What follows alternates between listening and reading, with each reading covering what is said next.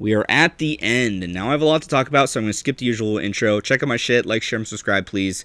It makes my day. With that said, Demons Undivided. I still have Flamers here. I took out the Exalted.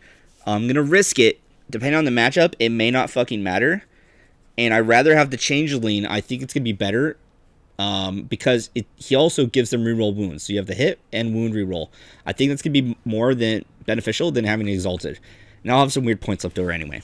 With that said, I also have a Be'lakor, Lord of Change, and Bloodthirster. Bloodthirster, you know I got to give him that Argath, and he's going to have that Relentless Carnage, keep him alive. Lord of Change, you know I got to give him that Impossible Robe and Master Mutator, along with Infernal Gateway, Bolt of Change, and Infernal Flames. Buff up the Flamers, do big damage, and hit something. And then Be'lakor is his own beast. Penumbral Curse, Betraying Shades. If he's got his Warlord trait. And then Changeling has got Infernal Flames in case I lose this guy, that he could still buff up the Flamers. Now you could give him the instead, which is quite reasonable, and I'm thinking about doing it, the Twist of Fate. So because he's still the Changeling, so he can run him up to somebody, Twist of Fate them, delete their invul, and just bibbity bop them, or whatever, Gaze of Hate or Fate or whatever, and out trade them, which is very nice. Now originally this list was kind of different because I had get back here,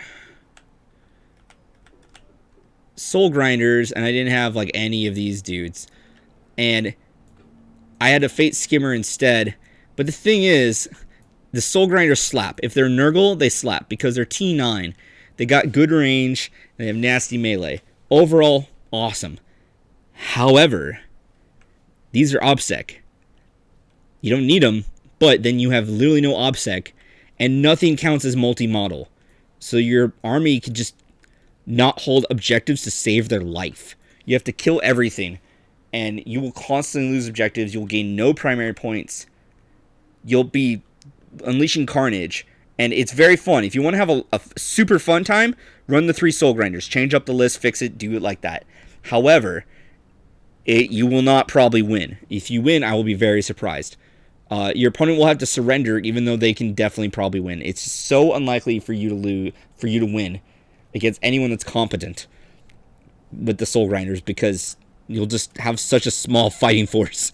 But damn, it's a cool-ass monster mash list. Damn, it's cool.